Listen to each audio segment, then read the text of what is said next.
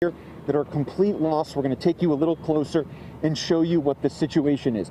Now, essentially what happened here was that the fire came from the Palisades Highlands, Pacific Palisades area through Will Rogers and came up behind these homes.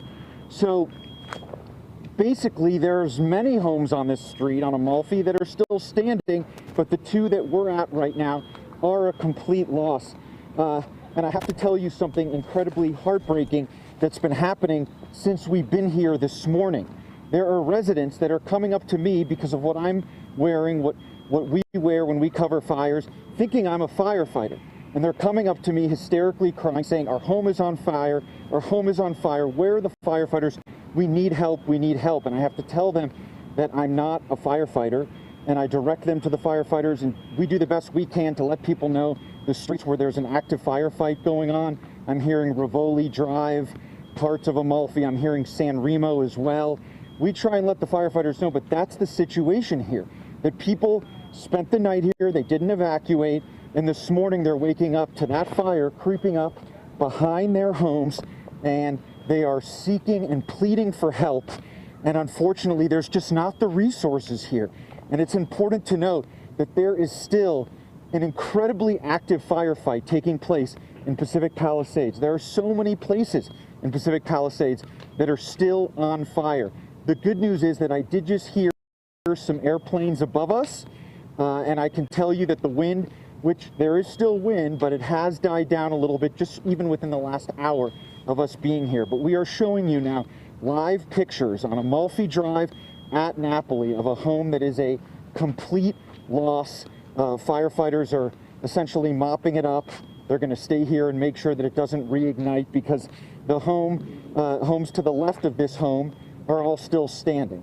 I want to show you in a minute another home that burned, but it is just a devastating scene here in Pacific Palisades, and that fire, as I said, is creeping very slowly towards Brentwood. When we approached the Palisades on Sunset Boulevard, there were homes on fire at the top of the Palisades Riviera off of San Remo Drive.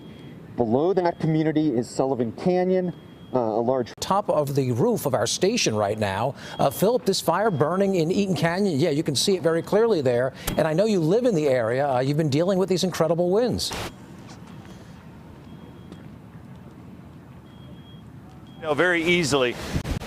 Always it's difficult because of the ridge line. This is the depth perception is difficult. The fire is in Altadena, and it's primarily burning in the most dark area, but if I step aside just a little bit, the fire is also spotting over here to the left. But take a look above us.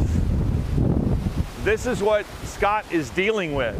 And one of the reasons we came up here was we wanted to kind of show you the difficulty that they're going to face when they try to fly. I mean, you know it if you live in any area that's facing the wind, and we all have.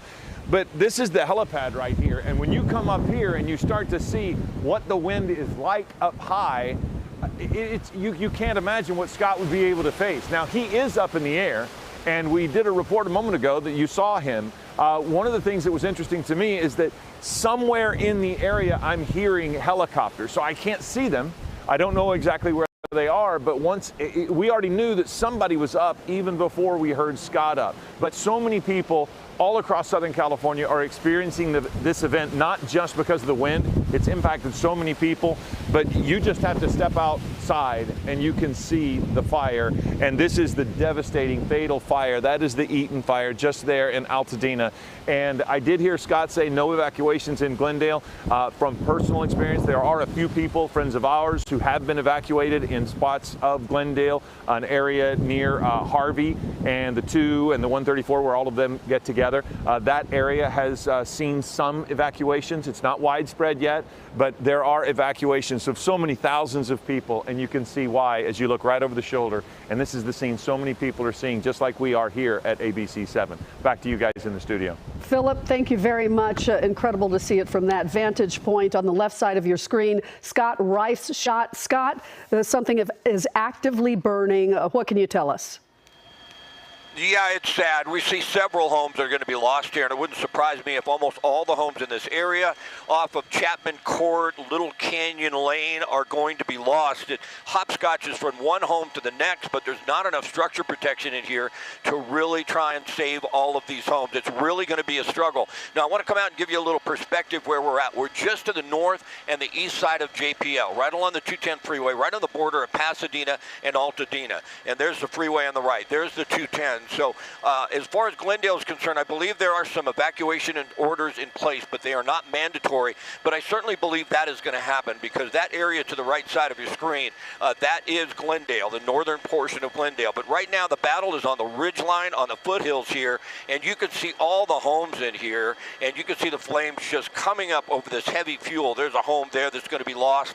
There's several other homes that we've seen, probably a half dozen or more, and they're just going to be so tough to save because of the winds. You know, the winds are right now unpredictable. We get a smooth patch and then all of a sudden we get hammered up here. We're up at 6,500 feet on the north side of this fire. It's all burning to the south. Obviously the winds are out of the north to Santa Ana's. I want to give you a wide shot because this fire is huge. I know we've got 2,200 plus reported. It's going to be, in my opinion, more than double that. That's almost to Mount Wilson. That's the area on the top of your screen. I think we can go to satellite view and maybe show you just north of Pasadena. So it looks like it's going to burn down into that area.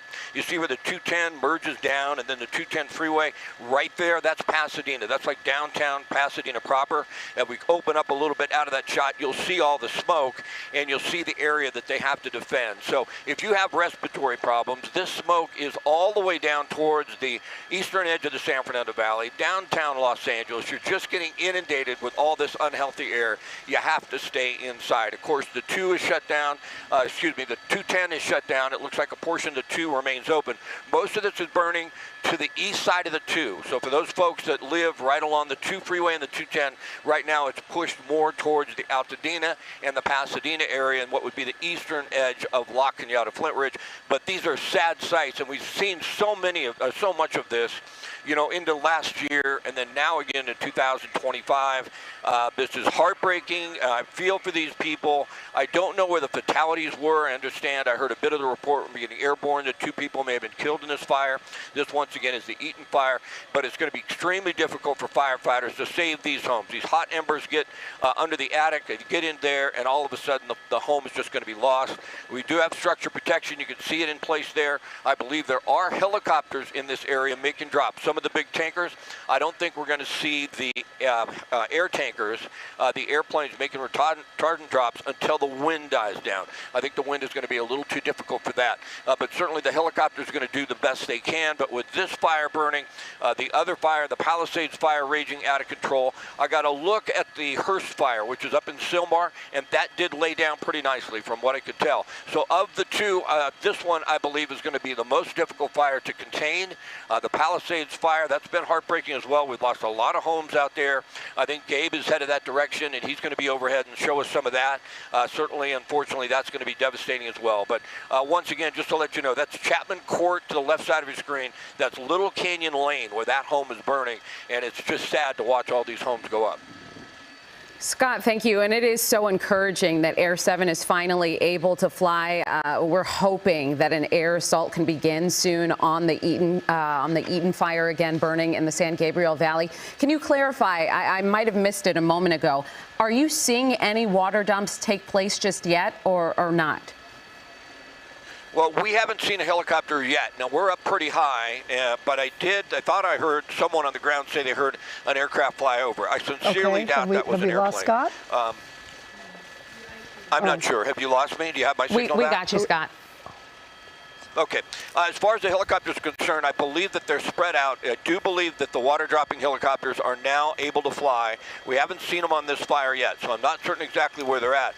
But, you know, when you have so much of an exposure, you have all these homes. They're in Eaton Canyon. A lot of it you can't get to because of the smoke. You got the Palisades fire, and you have helicopters responding there. And they're really just getting up and running right now. I think we're going to start to see a lot of them, but right now they just got clearance to fly because the wind has died down a little bit. And once again, unfortunately, there is the possibility that we're just getting a lull in the winds, and they're going to kick up once again, and then we're going to have to go back, and they won't be able to drop. In some cases, if it's too windy, they're just not effective, and it's too risky, and then they'll go back to their base. But the last we heard is that the helicopters are going to get up and start making drops, although I have not seen one on this fire yet. Okay, Scott, thank you so much. Also in Air 7 for us, Gabe Santos. Gabe, what fire are you over, and tell us what's the latest?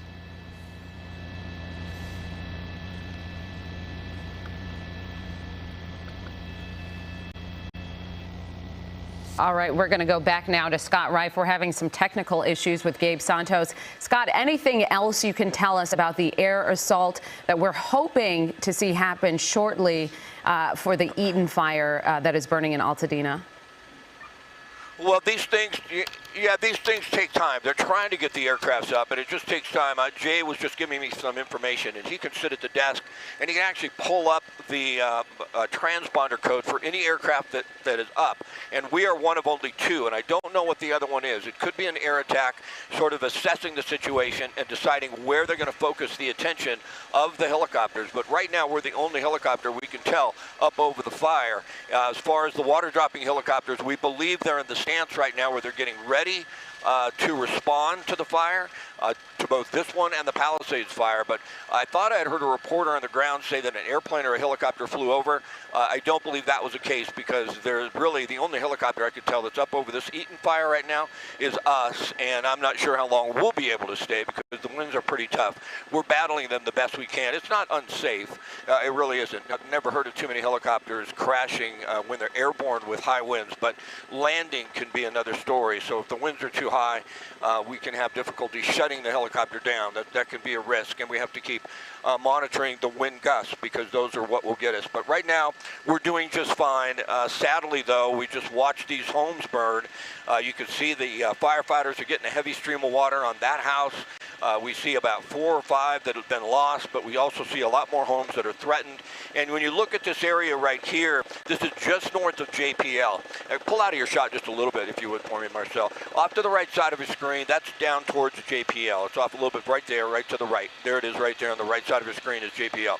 Now, you can tell from there, as we pan left, the real risk. Some of those homes are in a residential area, and they're a development. The homes that are in development are much easier to protect than the homes down along these ridge lines. Some of these other homes in which they are just have heavy fuel surrounding them. As a fire burns this way, it's going to be very difficult to protect those once those hot embers get on some of that heavy brush, that heavy fuel next to those homes in there. You can tell how difficult that is to protect compared to if we tilt up with the camera a little bit. We got a little smoke in there compared to protecting that home there. You can have easy access to that.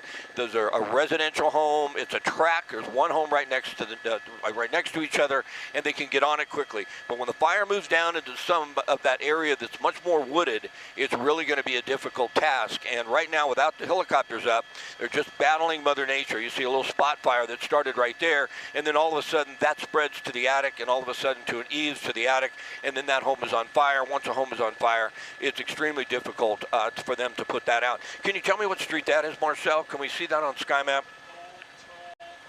North Old Toll Road. Is that little road right there where we have the little smoke in the backyard? That other road, there's Sky Map, so that gives you an idea. You see Chapman Court, you see, I think that's Lilac Canyon, if I'm not mistaken, and North Old Toll Road. So that whole area right now is certainly in danger of being lost. You can see a couple of fire crews there, but in a lot of cases when you have enough support, you'll see a fire engine in front of every single home, and we don't see that. We don't see enough support right here from, in my opinion, and Marcel knows better than I, but what do you think about that, Marcel, as far as enough engines there? They're stretched, so they're really stretched on resources. Marcel was a fireman for 20 years, so he really has great insight on that. So if these other homes start to go, they just don't have enough resources to really hop on them. And you can tell it's still extremely windy. Winds aloft up here, probably about 50 to 60 knots, I would say, because we're showing almost nothing on the airspeed at this point, or 40 on the airspeed, and we're not moving. But this is really the risk.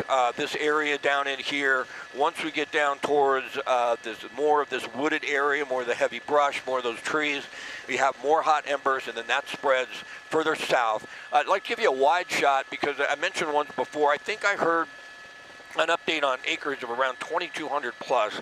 But certainly I think once we get an aircraft up to fly around this and give us the acreage, it appears to me it's much larger than that. So we will have to see, but look at all that unhealthy air that's going right down over Pasadena, right down towards Alhambra, downtown Los Angeles. And so that unhealthy air really is the kind of thing, if you have respiratory problems, just stay in the house. I mean, shut the windows, stay in the house, because this is really putting a lot of embers up into the air, a lot of particulates. It's really unhealthy, especially if you have respiratory problems. Now, firefighters have been able to at least keep the fire to just that one home, but certainly you could tell they're all at risk, serious risk. Mentioned once those homes start burning, there are a lot of plastics in the home and certainly toxic things you don't want to be breathing in. So yeah, you don't want to be out in these elements. You don't want to have to deal with this kind of air quality because it really can be dangerous for you. Thank you for that report, Scott. We want to check in with Josh Haskell. He's covering the Palisades fire for us. We do have the aerial view of the Palisades fire, and Josh, from the air you can see there's still a big fight ahead. Yeah, and quickly I want to clarify something that Scott Reif said. He's obviously over the Pasadena-Altadena fire. Here in Pacific Palisades, we have been hearing and seeing some airplanes in the air. I don't know whether they're FOS-checked. We haven't seen any drops, but we've seen some circling, which made me think half a mile up the road, maybe the winds are dying down. We go down the road, that woman that came up to me, she said, my house is on fire. We came to check on her house.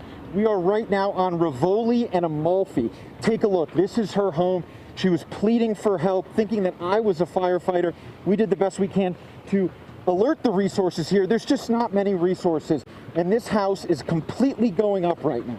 Again, I'm on Rivoli Drive, off of Amalfi Drive, in the Palisades Riviera community. I am in Pacific Palisades, and there are just no resources here.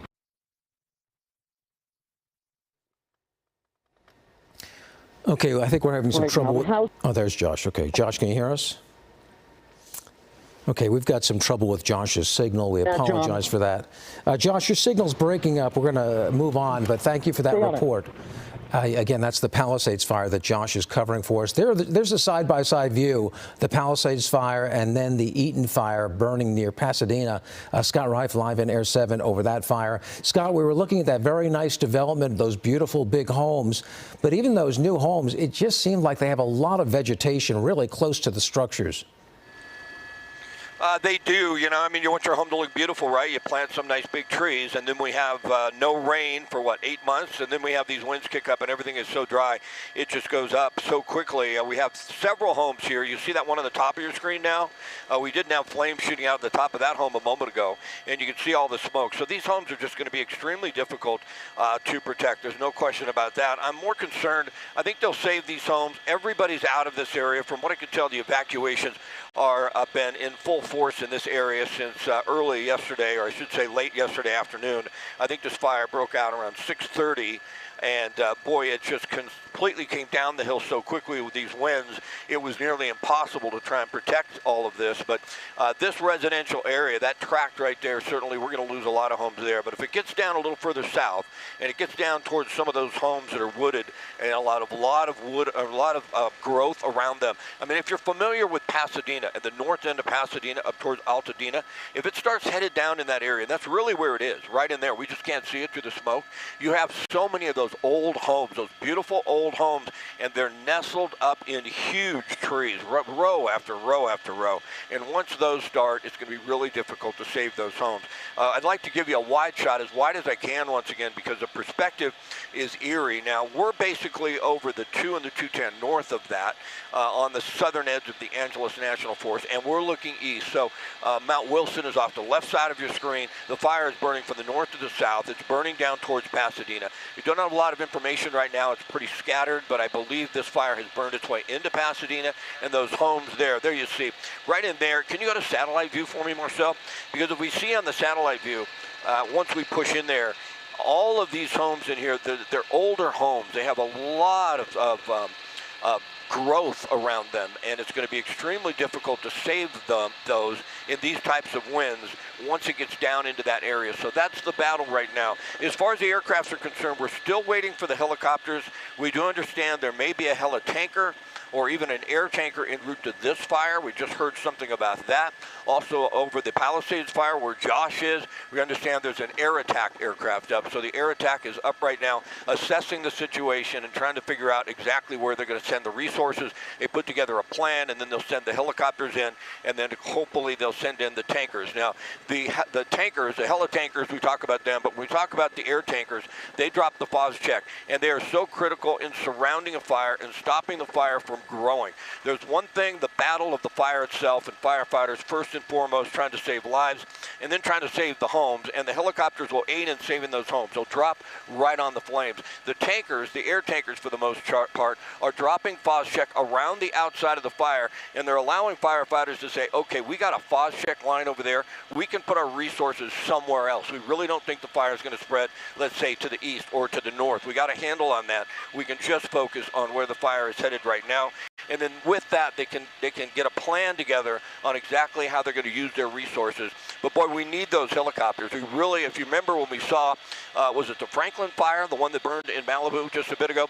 Well, remember when we saw the night that it broke out, it just consumed so much and it got into those homes. But the next morning, the wind died down and we had like 8 helicopters, the big helicopters, making water drops. And that was the difference between losing a couple homes and losing a couple hundred homes, because they could get in there and they could stop that fire before it went right down into Malibu, where you had so many homes that were threatened. Today, unfortunately, this fire is so big, both of them combined, that we're spreading our resources so thin. We just don't have enough helicopters to send it to both fires and make a huge difference. And so they're going to do the best that they can with what they have. The wind certainly is the big factor here. It's a wind-driven fire. We see this home on the top of your screen. That just took off. You see the home in the middle of your shot. That's on fire. That's going to be lost. They're trying to knock that down as best they can, because once you get inside, a fire starts consuming a home. There's a lot of fuel in there, and of course there's a lot of embers in there, and those are thick embers that could travel a mile and then start a spot fire somewhere else. So they really want to try and do the best they can, but they only have one engine there, it looks like, that has the ability to get water on that home, and right now they're just hoping it doesn't spread to others. Tilt up a little bit. That home looks lost right there in the middle. On the top of your screen, there's another home. I believe this was Chapman Court, if I'm not mistaken. There's another home that was lost. Lilac Canyon Lane, actually. There's another home that is lost. And all of these homes are immediately threatened because they really don't have enough resources to protect them all. So, boy, it's a sad day. It's been a sad couple days. These fires, they're heartbreaking, and I feel for these folks. I had a couple burn right up to my home. I know what it's like to be evacuated, and boy, that's a struggle as well. And then I know what it's like to try and find a place to go. You know what happens when you have this many evacuations? If you don't have a family member to go live with, you got to go to a hotel, and guess what? You start checking the hotels, and they're all booked, and you have to travel a long ways to find one. That happened to me in the Woolsey fire. So we're just keeping an eye on it from the air, but unfortunately, what we're seeing right now does not look good. We're going to have a long couple of days ahead of us. It's going to be a real struggle until the winds die down. If the winds die down, if we could just get a day with little to no wind, I think they'll make some progress. But in the meantime, this is going to be extremely tough. Scott, thank you so much. As you keep an eye on that, just those heroic actions by firefighters, especially given the resources they have. We've got some information just coming into the Eyewitness newsroom about the Getty Villa in Pacific Palisades. The statement is that the Getty Villa in Pacific Palisades remains safe and intact this morning, January 8th, and will be closed at least through early next week.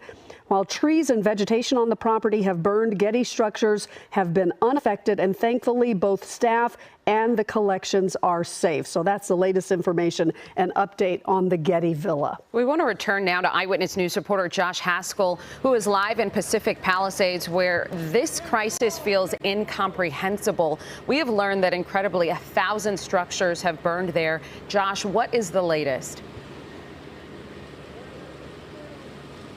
The latest is that more homes continue to burn here. This home just went up on Rivoli Drive and Amalfi, and now the home to the left and to the right of it are both starting to catch fire. And the biggest problem, Rachel, Leslie, and John, Tim, can we pan and show? There's only one fire engine here. This is from Santa Clara, California. These guys are doing the absolute best that they can, but behind their truck, you'll see that actually an ember from that home about 150 feet away blew and caught the shrubs of these two homes, and they tried to put out that fire so those homes didn't catch fire. There are just not enough resources here. Again, one engine as we bring you back right now. There is a home that is completely engulfed right now. And the reason why we came here, as I've been reporting, is that a woman, and this has happened a few times in the Palisades Riviera community, a woman came up to me, some airplanes in the distance circling. I've not seen a single water drop, and that's something that they could really use right now. This is as close as we can get. You see those flames, Tim? It looks like maybe that other house is catching fire right now. So as we try and process what has happened in Pacific Palisades, as Rachel said, over 1,000 structures burned, we need to highlight that this fire is far from over. And you guys are just seeing the winds right now. And Rachel, Leslie, and John, you brought up earlier that I grew up in this community, spent a lot of time here. I know the Palisades extremely well. My parents had to evacuate. I do not know yet the status of their home because we've not been able to get there. We started driving into the fire zone, and we had to stop here in Pacific Palisades, in the Palisades Riviera community, because there was an active firefight taking place. So this is where we are right now. Hopefully at some point today I can check on their house, but that's just the situation that so many people in this area are dealing with, something that they have not dealt with in decades. I've grew up in Palisades, spent so much time here. There's never been a fire like this. My parents have never had to be evacuated. Yesterday was the perfect storm, and it's the perfect storm that's actually continuing right now this morning. I thought I may wake up and things may be calm and helicopters will be able to fly and drop some water, but there's more homes going up right now. Unbelievable, just simply unbelievable. Thank you so much for that, Josh. We're going to now go to Gabe Santos, who's in Air 7 over the Palisades fire. Gabe, what's the latest? Well, Leslie, good morning to you, but it is not a good morning for the folks down there in the Palisades. What you are looking at there in the center of your screen is what we believe to be Palisades Drive, and we see homes burning on both sides of Palisades Drive. There's communities further to the south on Palisades Drive and further to the north where the road kind of bends. We're working on getting exact addresses for you there, but you can see as Josh, our photographer, kind of tilts down the road there, there are multiple homes that are currently on fire and other homes that are a complete loss. I've counted dozens of homes from this perspective that are currently on fire, once again on Palisades Drive. And as we widen out the shot, you can see there's still a lot of fire activity in the area. All of the hills around the Palisades are still actively on fire. And as we continue to pan to the right, there's another hillside that we're working on getting you an exact address for this, but this appears to be the Topanga area, the Wildwood and the Fernwood communities along Tuna Canyon Road. We see a number of homes up in flames on that mountaintop. This appears to be near the Saddle Peak